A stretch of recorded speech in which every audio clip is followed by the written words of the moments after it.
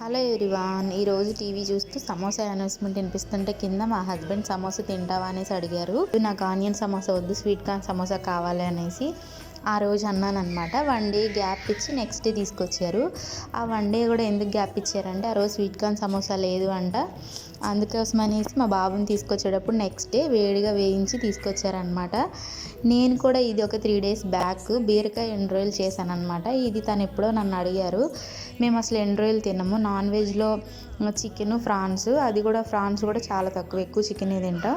ఇంకా ఎండు రొయ్యలు, ఎండు చేపలకి వస్తే ఎప్పుడైనా ఊరు వెళ్ళినప్పుడు తినడం.